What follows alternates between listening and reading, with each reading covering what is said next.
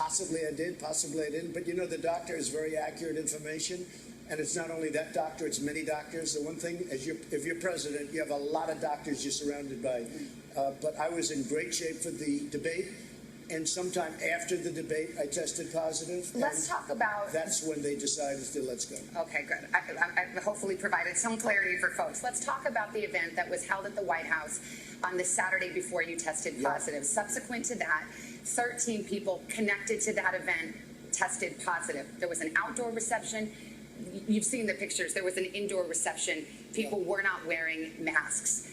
My question to you is, at this point in the pandemic, knowing what we know, shouldn't you have known better? Shouldn't the White House know better than to hold an event like that? Well, they do a lot of testing in the White House. They test everybody, including me, but they test everybody.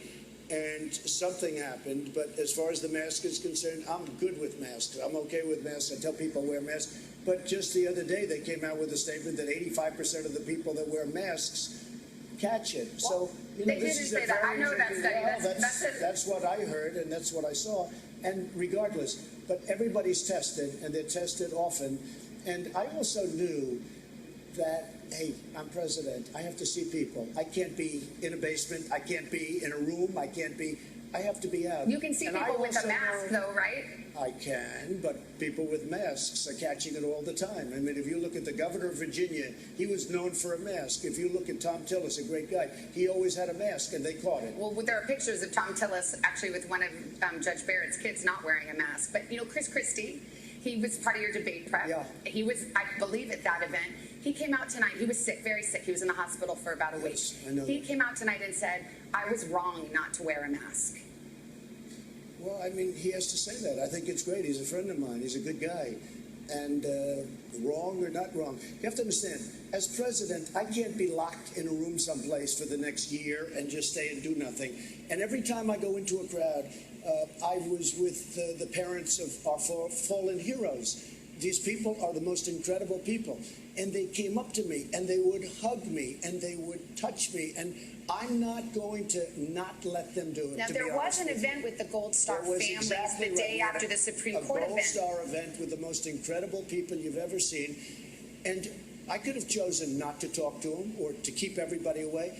And you know what? And I don't think that's probably where it was caught, but maybe it was. I was going to say, you bring it up. You brought it up yourself. Are you trying to suggest that? Do you believe a grieving military family gave you COVID? No, I don't know where it came from. Okay. And you don't know where it came from, and the doctors don't know where it came from. But as the president, I have to be out there. I also know... Well, there's no one that says you can't be out there, but it's just about wearing masks and having, for example, your rallies. Your rallies don't require masks. Oh, no. I mean, let's see Kamala. She's got people now. People have it, and I'm not blaming her. I'm not saying, oh, she did a terrible thing. As president, I have to be out there. I can't be in a basement. I can't be locked in a very beautiful room someplace in the White House. And I want to see the Gold Star families, and I want to see everybody. And I also say to people all the time, it's risky doing it. It is risky doing it. But as it's president, you're right. You want to be a leader.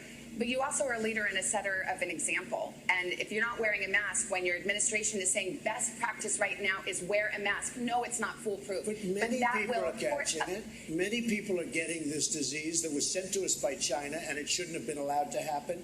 But many people are getting this. And, I mean, nobody's being blamed. Everybody is working hard to get this thing out of our country, get it out of the world. Look at what's going on in Europe. Massive spikes. They've done a very good job, but now you take a look today at the UK, you take a look at Spain and France and Italy, there's tremendous spikes. But our death rate is worse than, well, not Spain, but those other countries. I have things right here that will tell you exactly the opposite. Me too. So the UK is up 2,500%, because I knew you'd be doing this, I know you very well.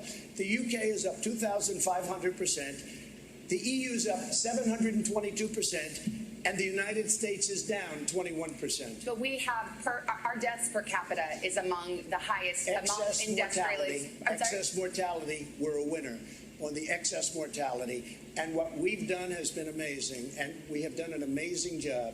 And it's rounding the corner. And we have the vaccines coming, and we have the therapies coming. And I'll tell you what, one thing, when I got it, I had a choice, do nothing or use some of the things that we're looking at, like in this case, Regeneron. Yeah. And Eli Lilly makes something that's supposed to be incredible.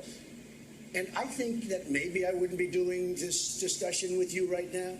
We have therapies now, and cures maybe, you can use the word cure, but we have therapies that are absolutely incredible. I want to pick up on something you just said. You said we're rounding the corner. I believe we're rounding the corner. Now, 10% of the country approximately has had COVID. That means 80, 90%, 90%, let's do the math, is still vulnerable. Right. There's been some talk, including from the White House lately, that perhaps it approves of what's called herd immunity. That's where you basically just let young people and everybody get sick. You try to protect the old people and those who are sick, and hopefully it gets up to a certain level, and now we're all immune. So let's just be clear about it. It also means more deaths. Do you support herd immunity as a strategy? Essentially just let people get sick. The cure cannot be worse than the problem itself. We did the right thing. We were expected to lose 2,200,000 people and maybe more than that. We're at 210,000 people. One person is too much. It should have never happened because of China. It happened because of China. And you have to get that and understand that. But it shouldn't have happened. But we were expected to lose. If you look at the original charts from original doctors who are respected by everybody, 2,200,000 That 2 people. million figure, though, is if you literally did nothing. People. The 2 million figure is if you did absolutely nothing, it would be 2 million. The question is, should the deaths be better than 200,000 when, relative to the rest of the world, we have a worse death rate? I left North Carolina, which I love. I left Pennsylvania. We won a big case in Michigan because that governor has a lockdown where nobody but her husband can do anything. He can go boating and do whatever he wants, but nobody else can. The fact is we're winning all these cases because it's unconstitutional what they're doing. And I think they're doing it for political reasons.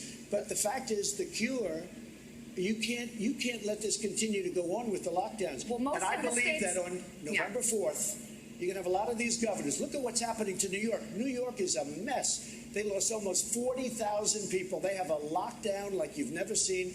Now they're open. It's like a ghost town. Let's get in. And Savannah, it's very important. People are leaving New York by the thousands. And you're going to have a hard time ever building it up again. That cure, that so-called cure that you talk about, it can't be worse than the problem. The problem is a bad problem. We've got more questions on COVID, so let's drop it for now. We were supposed to, as mentioned, be watching you on a debate stage right now. We're not doing that, so let's clear up a few things from the last one. You were asked point blank to denounce white supremacy. In the moment, you didn't. You asked some follow-up questions. Who specifically? A couple of days later, on a different show, you denounced white supremacy. My question to you is, you've done this to me and everybody. Why does it seem like I denounce white supremacy? Okay, you did 2 days later. White supremacy for years. But you always do it. You always start off with a question. You didn't ask Joe Biden whether or not he denounces Antifa. I watched him on the same basic show with Lester Holt, and he was asking questions like Biden was a child. So this is a little bit of a dodge. Are you listening? I denounce white supremacy. Okay. What's your next question? Do you feel, it feels sometimes you're hesitant to do so, like you wait a beat. Here we go again. Every time, in fact, my people came, I'm sure they'll ask you the white supremacy question. I denounce white supremacy. Okay. And frankly, you want to know something? I denounce Antifa, and I denounce these people on the left that are burning down our cities that are run by Democrats who don't know what they're doing. While we're denouncing, let me ask you about QAnon. It is this theory that Democrats are a satanic pedophile ring and that you are the savior of that. Now, can you just once and for all state that that is completely not true and that disavow QAnon in its entirety? I know nothing about QAnon. I just told you. I know very little. You told me, but what you tell me doesn't necessarily make it fact. I hate to say that. I know nothing about it. I do know they are very much against pedophilia. They fight it very hard, but I know nothing about it. They believe it is a satanic cult run by the deep state. Study the subject. I'll tell you what I do know about.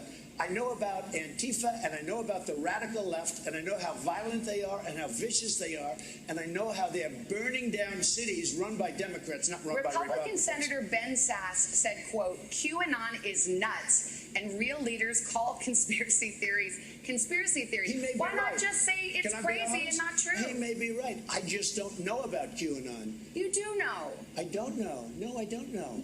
I don't know. Let me tell ask you all another about thing. it. Let's waste a whole show. You start off with white supremacy, I denounce it. You start off with something else. Let's go. Keep asking me these questions. I do have one more in this vein. Let me just tell you, what I do hear about it is they are very strongly against pedophilia. And I agree with that. I mean, I do agree with that, and I agree with it. But there's not a very strongly. satanic pedophile I have cult no being run idea. by. I know You nothing don't know about that? Okay. No, I don't know you that. Just and this neither week. do you know that. Okay, just this week you Why retweeted. aren't you asking me about Antifa? Why aren't you asking me about the radical left? Because you're Why aren't volunteering you it. asking Joe Biden questions about why doesn't he condemn Antifa? Why does he say it doesn't exist? Because you're here before Antifa, me. no, excuse so cute. Antifa exists. They're vicious, they're violent, they kill people, and they're burning down our cities. And they happen to be radical left. Just this week, you retweeted to your 87 million followers a conspiracy theory that Joe Biden orchestrated to have SEAL Team 6, the Navy SEAL Team 6, killed to cover up the fake death of bin Laden. Now, why would you send a lie like that to your followers? You retweeted That was a retweet. That was an opinion of somebody, and that was a retweet. I'll put it out there. People can decide for themselves. You're I don't the take a president. position. You're not like someone's crazy uncle who can just retweet whatever. That was a retweet, and I do a lot of retweets. And frankly, because the media is so fake and so corrupt, if I didn't have social media, I don't call it Twitter, I call it social media, I wouldn't be able to get the word out. And the word is false. and you know what the word is? The word is very simple. We're building our country stronger and better than it's ever been before. And that's what's happening, and everybody knows it. Okay.